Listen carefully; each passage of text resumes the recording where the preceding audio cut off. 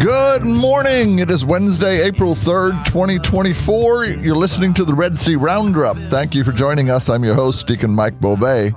Today, as always, we have a great show for you. This morning, our guest is Mr. John Paci, the director of the Brazos Valley Catholic Charities of Central Texas. And we're going to talk all things Catholic Charities.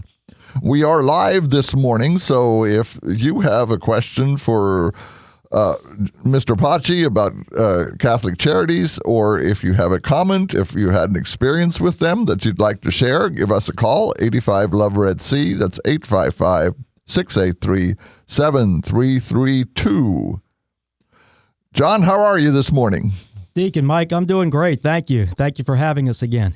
Well, I think as much good work as Catholic Charities does in our area, it's always a good thing to remind people that you are here, that you're here to help people, and also that people can help Catholic Charities do their work. So it's always a pleasure having you.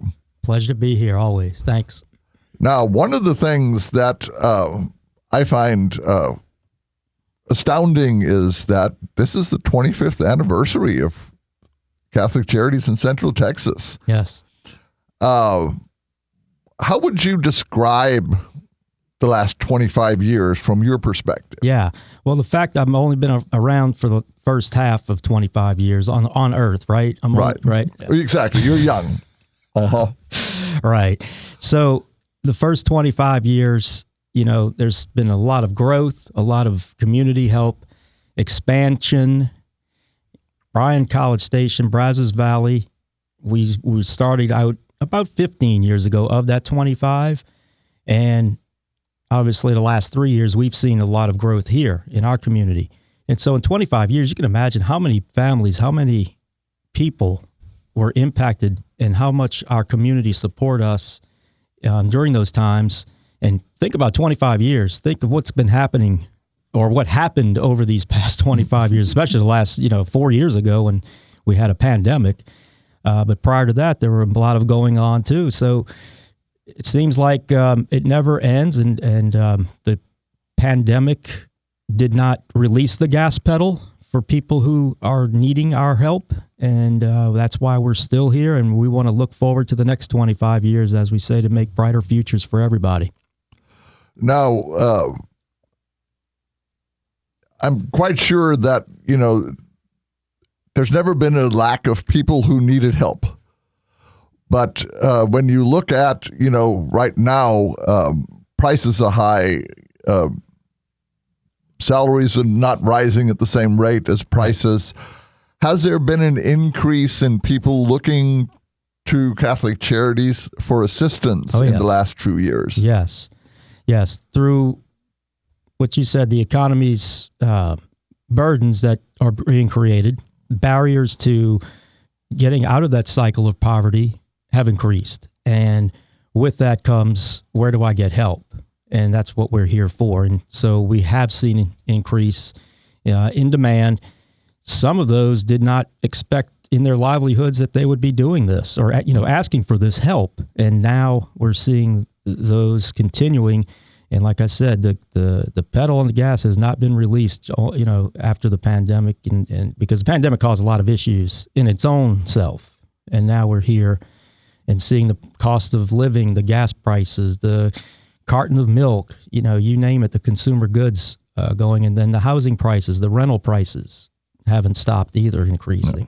Yeah. And I have noticed that one of the things that tends to go up fastest and come down slowest is the things that people really need day to day. Correct. Housing, staple groceries, gas prices, Utilities, those sort of things, yes. utilities. Yes. Those things tend to rise faster and drop slower.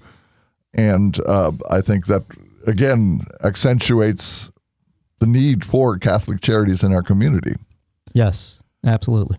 Now, we talked about this being the 25th anniversary or birthday of Catholic Charities. Now, you had a whole week of celebration for this, We so did. Talk about that a little bit. Yes, that was fun.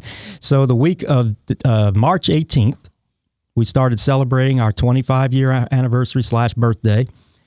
We did many of things. We did a staff appreciation day, where members of our board were able to, offer, little different food items and just, show appreciation for the staff who works very hard with these families every day. And then on March 19th, lo and behold, Feast of St. Joseph,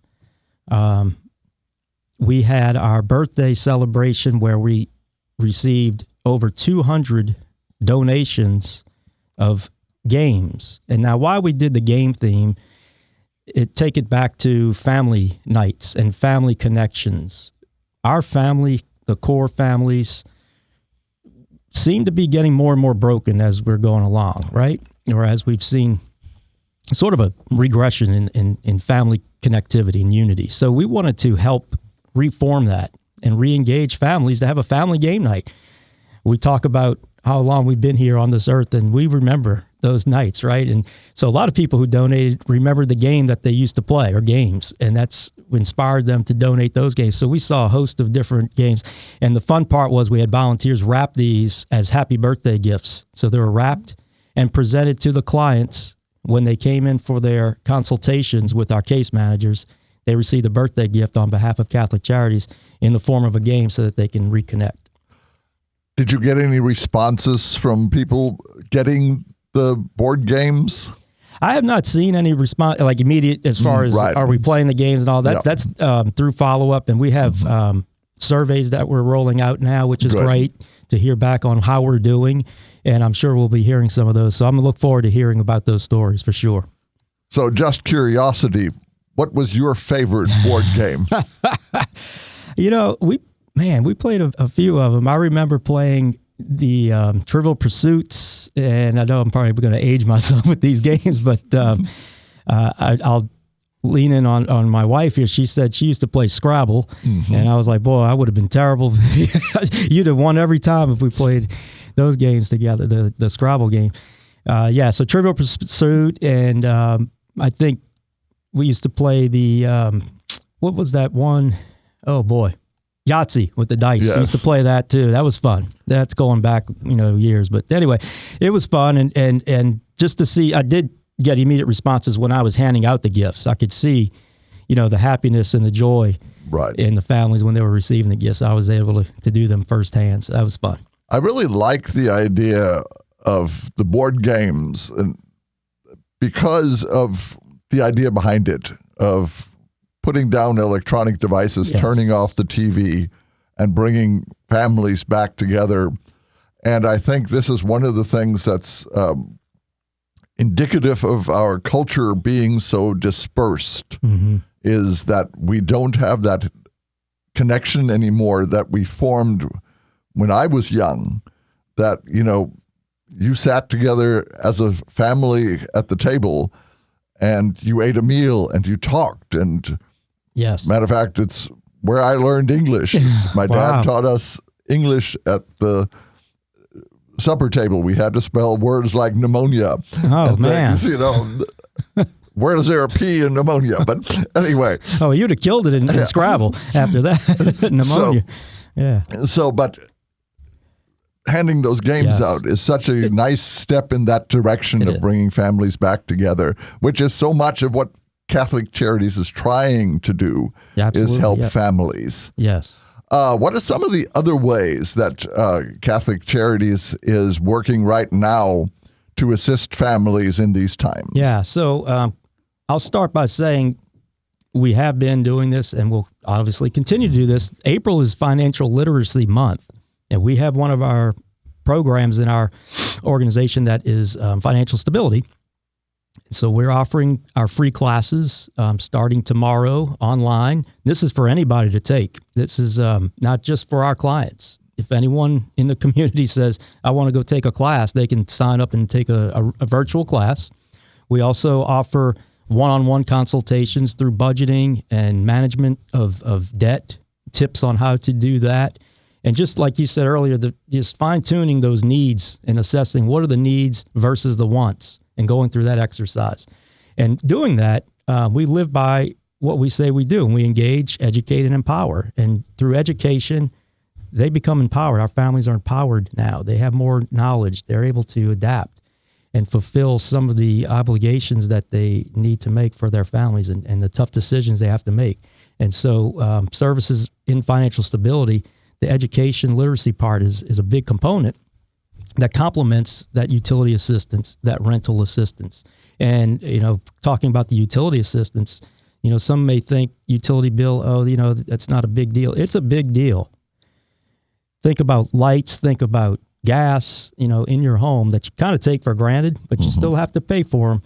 Some of these families are having to make tough decisions. What do I spend? What do I decrease so I can increase towards paying this utility bill? Well, we're here to help you with that utility bill so we can take that decision off the table, and then you can be less pressured into being able to, spend your money on what is needed other than the utility bill we've helped you with. So I want people to understand how important that is too. So it's a big deal. So Financial Literacy Month, April, we're celebrating that in a way of continuing our core of service with financial stability and that element of education.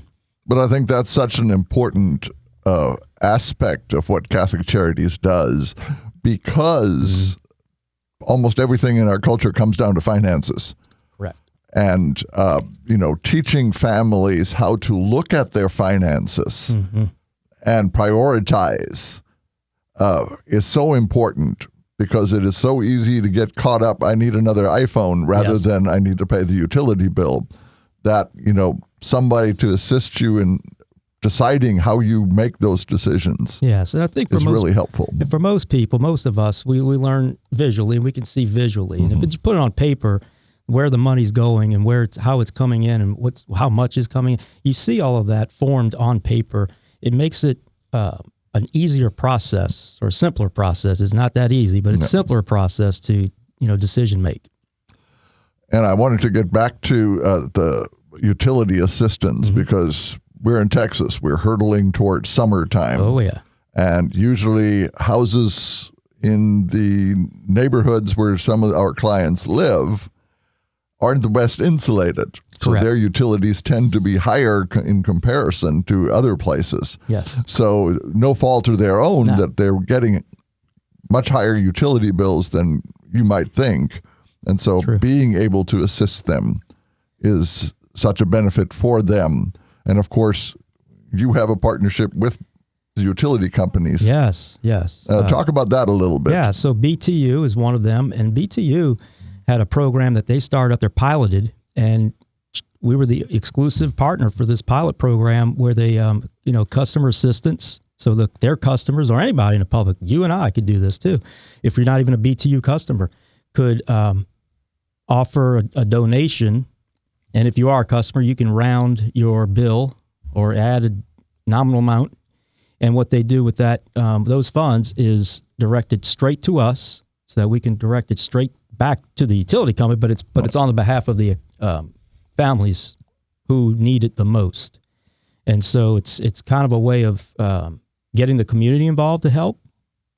And we're proud that BTU, offered it to us to, it was a competitive process, but we won out in the end, and we got it. We got the ability to, or opportunity to do this.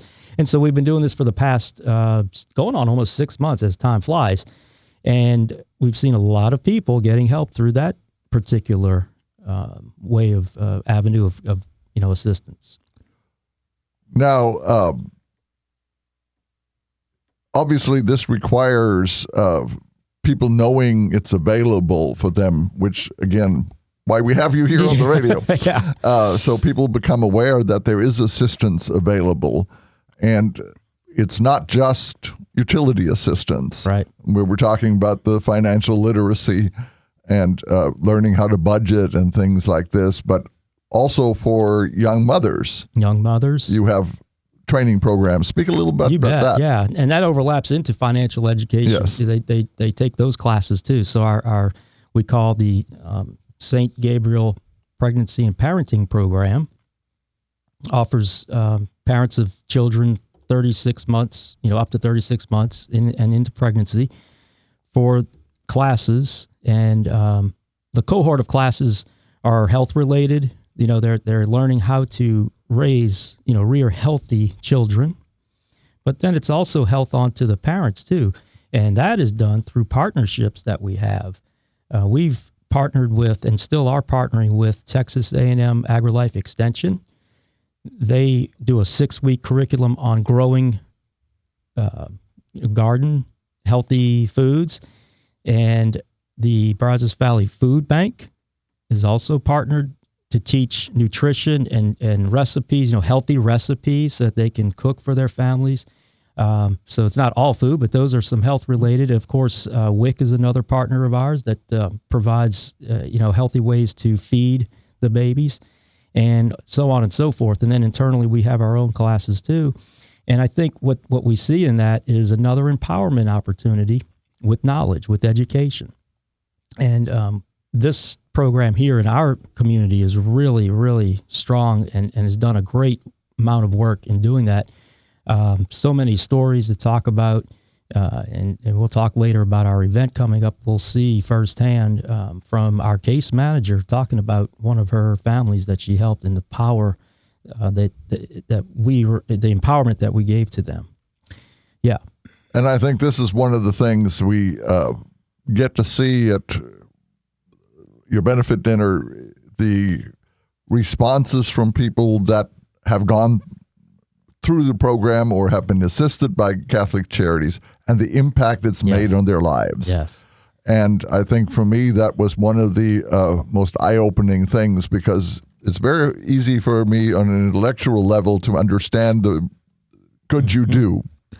But those opportunities to hear it on an emotional level changes your perspective on what it is that Catholic Charities does. Yes. I think at least from my experience too, just not even work, because I work in it every day, I see it every day, but then when I see and hear someone speaking in those terms of how they were impacted by Catholic Charities and services, it is enlightening. It's always an enlightening moment. It's a awakening that this is real and this is our real problems, and these families are not choosing to get into these predicaments and crises, but then to hear them, how they've come out of it with the help of Catholic Charities, it is emotionally changed in how you think of things and how you see things prospectively. Wanted to go back a little bit to the community partners. Mm-hmm. How do you go about reaching out to these partners, and what kind of response have you been getting back? So they actually pick up the phone when I call. So you must be doing something right. That star 60 or whatever. No. So it is a fine way of engaging in the community when the credible partners we engage with want to do the same mission, not with doing different services, if that makes sense. So we want the same outcome for our families. That's a mutual agreement that we have. And we don't do everything, right? So we have to rely on our partners. So how we do it is first, engagement. I've partnered with, or we, Catholic Charities, has partnered with the United Way of Brazos Valley for many years. That is a big help because, I get to go to a meeting every 2 months and be with other directors in the community who are running their programs and their nonprofits, and there's about 26 or 27 of us. And we can talk, and of course, interimly we talk too. Sure. But being able to come as a group and see the challenges that are faced, challenges that the nonprofits are faced with, and then also communing with the challenges our families are faced with is really powerful. And so that's one way that there's doing the outreaches like we do with our events, our open house. Deacon Mike attended, for all y'all to know. He supports us, and he came to our open house, and we had many people show up that day. It was a beautiful day to see people showing up. That many of those attendees are our nonprofit friends and supporting us, and we support them by going to theirs in turn and just staying in touch that way. And I think the best way too is when I do find a good partner that we're going to rely on them to help their families get our type of service, is to then connect them with our case workers themselves, and they can work together. And I think this is such a wonderful idea, because one of the issues that you always deal with is redundancy of effort. Yes. And so being in communication with other nonprofits helps you direct your services where you're not doing the same thing rather than each being able to do what they do best. Yeah. Yeah, it's the best single approach. You do one service for one family, and that family, we want to make sure we're not duplicating, we're not overlapping, we're not, and then it kind of is counterproductive in that regard when you start doing that. Right. Yeah. So communication is critical. Yes. And I think it's wonderful that you have the opportunity to meet with the other nonprofits. Yes. And brainstorm and see what works, what doesn't work, and things like that. Oh yeah, it's really a fluid, cycle. And St. Vincent de Paul is another. Right. They pick up the phone, they call us. They know that they can trust us, and we can trust them, and the families are in good hands because of it. Now, let's fast forward to Creating Hope in the Brazos Valley. Yeah. Which is coming up quickly. It's April 19th. Tell me about it. Yes. So this year it's at the Stella Hotel. Yes. And 5:30 to 8. So talk a little bit about, one, what you're hoping to see response-wise and what people can expect when they come. Yeah, great play on words, hoping to see, Creating Hope. I love it. Creating Hope is our annual event. What we're hoping to see is full attendance from our community to learn about us, learn what you don't know. You talked about hearing and seeing and witnessing a live testimony. You're going to see that. We've accomplished many things throughout this year. We do this every year, and we want to show what we've done every year. And one of the ways to do that is to have someone talk about what they went through and where they came from and now where they are with the help of Catholic Charities. And we want to do it in a fun way and celebratory way. And 25 years is something to celebrate too, right? And so we're doing a lot of new things this year. We are offering a ticket price where we've never done this before. It used to be free. So now we're doing, you can pay $25, $40 for a couple, a Friday night at the Stella, heavy hors d'oeuvres, open bar, and, you get to have a good time learning about us. What else I'd like to see accomplished is we do need our community support. And whether it's financially, volunteership, you're going to learn all about that when you attend. We have a great lineup of gifts that we're going to do raffling for. We've never done that before, so that's new. And just so everyone who is listening today, live right now, knows that on April 3rd, your day to register, you will receive an additional raffle ticket for a prize awarded by the Stella Hotel, the staycation that they've given us to offer as a gift.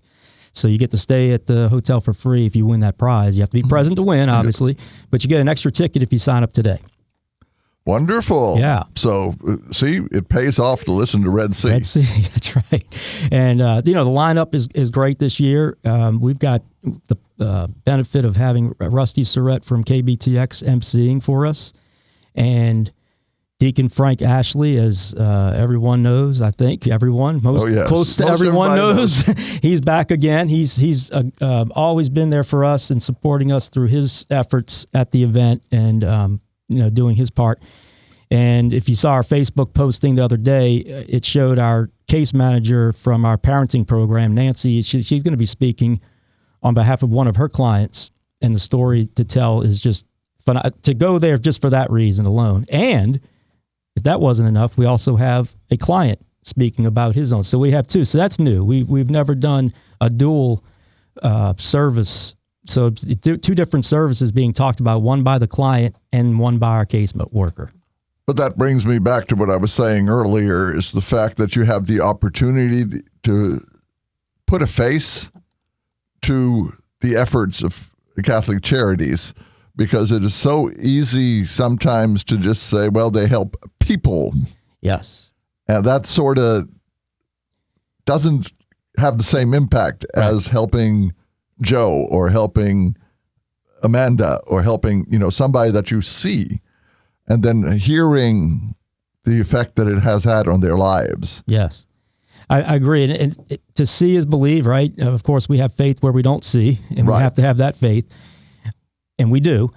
And in this term, though, it's going there and saying, wow, this is a real person in front of us telling us a story that legitimately what happened to them and where they are, to see it is there's no other way to describe it, than it's not a general, it's helping people, right? It's the real person right in front. And you get to meet them, talk to them. And again, at the same time, before all that program starts, you have fun and mingle and network. And we want to offer a nice celebratory Friday evening at the Stella for everybody. Well, just from the description, it sounds like a wonderful evening. Yeah. And I encourage everyone to go online, get a ticket. Yes. And be prepared. And especially if you do it today, you get an extra raffle ticket. I'm telling you. Yes.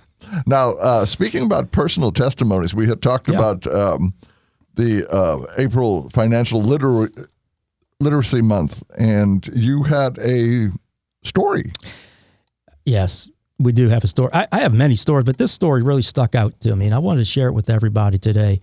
We had a client who was impacted by the pandemic, so much so they were hospitalized in a coma for several months. And that alone is, a big life challenge, right? And, that supersedes any financial troubles when you have to fight to live in a coma. Thankfully recovered, and but had to relearn walking, had to relearn all the basics that we take for granted. And, dressing themselves, all that. The place where they were employed closed, and that was also due to the pandemic. So now no income. So here we are, it doesn't get any worse, right? Once getting the help and therapy, physical therapy, and getting all that back going, realized needed help and found their way to us. And of course, the debt help was necessary to prevent any evictions, the utility assistance that we talked about earlier, and along with that, the educational piece of how to manage this debt that was not, again, this person's fault. And so, from coma to now living in financial stability through education, our free classes and our free one-on-one course really was the benefactor to their success, part of the success, because guess what? They have to do the work too, and the discipline it takes. And so to come out of that life-threatening episode and then come to us, and we're able to serve this person because of financial literacy, they're now up and going. They've got a job, and, talk about a hearing back from, that's a great hear back from. And they were able to tell that story and share that story with us because they were impacted so much. They needed to tell us, how grateful and thankful they were. And concurrently, they are stable, both financially and healthy, health-wise. This is what's so wonderful about what you've been describing is, it goes back to that old anecdote about, give a man a fish, feed him for a day, teach a man to fish, feed him for a lifetime.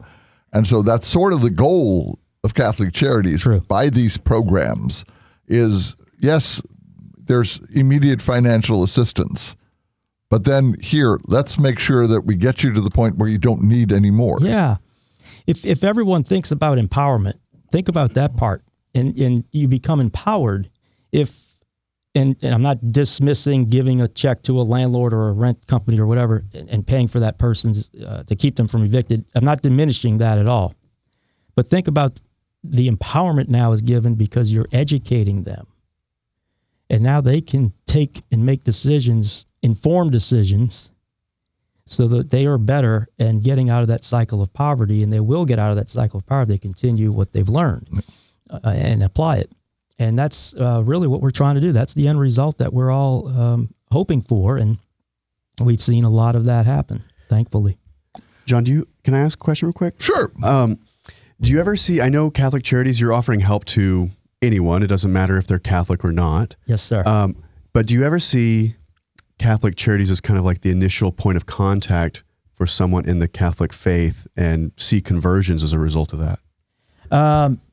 Let me answer. I want to answer your question. If you mean conversion, tell me what that means. Like conversion to the Catholic faith. Got it. Yeah.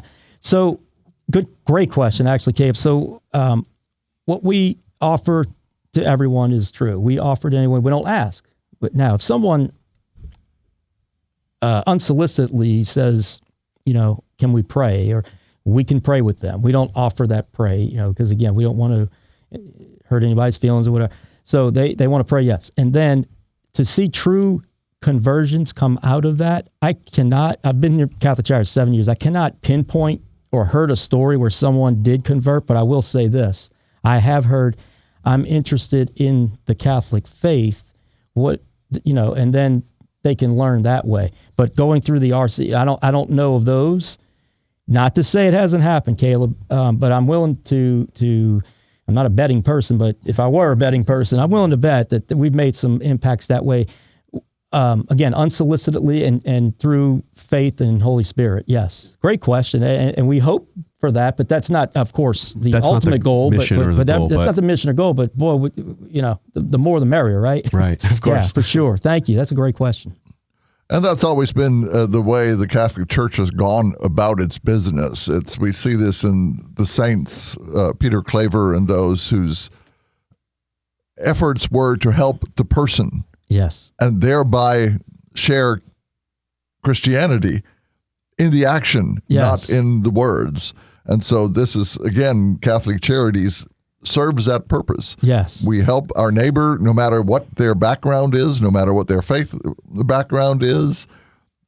They come, they get help. Right. No questions asked. Yes. And they see what the Catholic Church stands for by that action. That's right. It's a great representation. And we stand by the Catholic social teaching. That's the principles these are built on, these education systems that we offer to the clients. And Bishop Joe will be happy to hear that. Yes. Yes. Now, I'm going to put you on the spot a little bit. We know that the Catholic Charities office in Waco is reasonably new, and we have part of our station is in Waco, so I thought we'd talk a little bit about how's it going up there. Do you know anything about it? Well, I try to stay in touch with it. Yes, absolutely. I mean, I am able to stay in touch with it, so I do. Obviously, my focus is here in Brazos Valley, sure, and the Waco office has. So let me just, from a operational standpoint, we receive those calls from time to time. So I know what's going on that way too, because the calls can funnel and, people needing help and they dial numbers and get to us. So we're able to respond and get to that. So how we mostly are working with clients is remotely. Our Gabriel Project program does interchange from Killeen office to Waco. So there's an alternation there so that we can support both areas. It's because we have Killeen and we have Waco.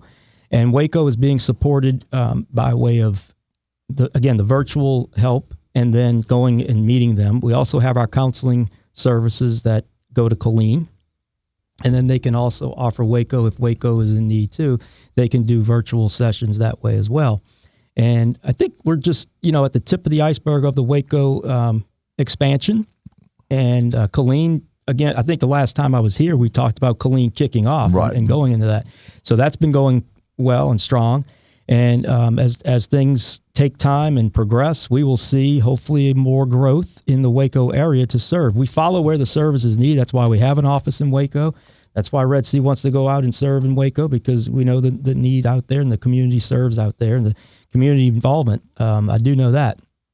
So we are holistically helping in Waco. But in mainstream is virtual right now. Right. But again, we do have presence alternating between the two offices. Is the hope to expand both Killeen and Waco into having full staff, at least there? Yes. So I think the answer would be yes, based on Killeen, and I don't know the count exactly, but we have about 7 or 8 that work out of that office right now through our various programs, our veterans program, and so on and so forth. Mm-hmm. Very good. I just think that as the need expands, it's nice to see Catholic Charity is expanding to fill that need. And again, we were talking about Catholic social teaching, and this is such a good example of what that means and what it looks like, is to go out, find the need, and help. Correct. Yeah, and do it with the services that we know we can do best. Right, which, for instance, Killeen, many veterans, so much more emphasis on veteran service, although we have veterans here too. Absolutely, yes, we do. A different lead perspective, but certainly finding the need and taking care of it. And the office spaces are great, and it's great to meet the clients in person, one-on-one and all that, but virtual is being more adopted throughout our culture. Yes. And so we're glad we can do that in that way too. And I think that's one thing we learned from the pandemic is people had to adapt that way through even their own work and how to make an income. They needed to work from home by force, and so people are now adapting that way, and we're able to do that. And it's nice to be able to have both opportunities to offer these people. Well, one of the nice things about being able to do things virtually is for those clients that have travel issues. Correct. Transportation issues. Absolutely. Yes. It makes that possible to have counseling services and things that might not be possible because they don't have transportation. Totally agree with that. Yeah, especially, in other areas that we see a lot of traffic and larger area to cover. Transportation barriers is an issue. Yes. Well, we're getting down to the last 5 minutes of the show. So what I would like to do, time flies. By. Yes, we're having fun, of course. Yep. So I want to go back to creating hope in the Brazos Valley. Yes, sir. And give us the details again. So let's start with the where. It's at the Stella Hotel. In the when, April 19th, 5:30 p.m. to 8 p.m. roughly. You get there around 5:30 and you can start networking and having drinks and heavy hors d'oeuvres and hear a great program. We're offering a lot of gift prizes through raffle. You're going to see Deacon Frank Ashley up there speaking. You're going to see our MC, Rusty Surrett, who's out in the community always from KBTX, who's granted us his time. And fun event. I think before I miss anything, we used to be on a radio only, and I could bring notes and not worry about it. And so just forgive me. I'm looking at notes. Just I just want to make sure I don't miss anything from our marketing team because, I'll hear from them. That's right. Yeah. But you can register online, most importantly. And today you get an extra raffle ticket if you do it today. And raffling online, you can go to our website. That is CCCTX, like Texas abbreviation, .org, CCCTX.org, and you can register right there online. Do you know what the capacity is for the room at the Stella? So 250-ish. That's a good number. It's a good number. Yeah. I jokingly said we can, expand that and make it a problem, but, or bring more people than 250 and make it a problem, but no. But we'd love to see as many people that can make it. And again, if you had one question about Catholic Charities, you'll get the answer that night. So just come on out and have a good time on us and enjoy it. And I challenge everybody to make it where John has to roll out more tables. Yes. Yes. And we'll video that and you can see me at the hard labor sweating. So again, April 19th, which is a Friday. So it's a Friday night. Thank you, Mike. Yeah. Yes. Someone listens. Yes. We listen to feedback here. Yes. And 5:30 to 8, again, Stella Hotel at 4100 Lake Atlas in Bryan. Beautiful area out there. Beautiful area out there. Yeah, just a real quick description. There's a courtyard. And if weather permitting, we'll pray to God that we get good weather. We can use that courtyard outdoors during the network time, hanging out time before the program starts. Which being April, possibly we have very nice weather. There's a possibility. And and they have a great restaurant there. Yes. It's a great coffee shop there. It's really a very nice hotel. Well, just tell Rusty Surrett to tell Shell Winkley to make sure we have nice weather. That's right. We'll get that. Yeah, I'll probably see him tomorrow and we'll make sure we make that demand. There you go. Yes. So again, the extra raffle ticket if you sign up today. So go online, purchase your tickets. You get an extra raffle ticket. And I hope everyone chooses to come support Catholic Charities because, as you heard on the program, they have so many things that they are doing for our community, and they're trying to make sure that they can continue to do that. Yes, we want to help more. Yeah, our vision is to help more this year than we did last, and I want to thank everyone in the community that has supported us and that will come out on that night too in advance. I want to thank you. So, in the last 2 minutes. Briefly, what would you like our listeners to know about Catholic Charities that they might not? Yeah.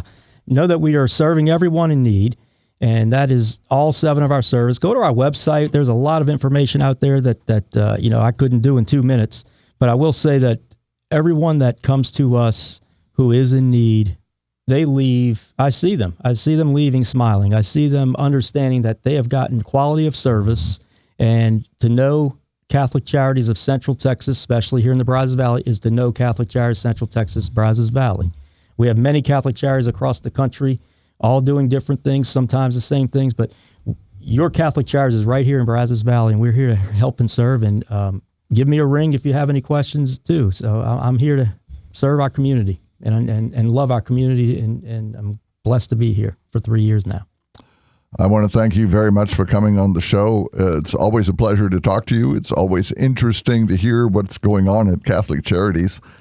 And one of the things that, allows us to do this is community support. Yes. And so the same thing for Catholic Charities, as much as, Red Sea is a nonprofit that needs community support. Yes. Catholic Charities needs community support. Best way to do this is, of course, creating hope in the Brazos Valley. Buy your tickets, come out, find out what's happening, and open bar, great food. Great time. Yeah. Great time had by all. And thank you, Red Sea. Thank you. Yeah. We're going to take a short break, and we'll see you all on the other side. Don't go anywhere. We will be right back.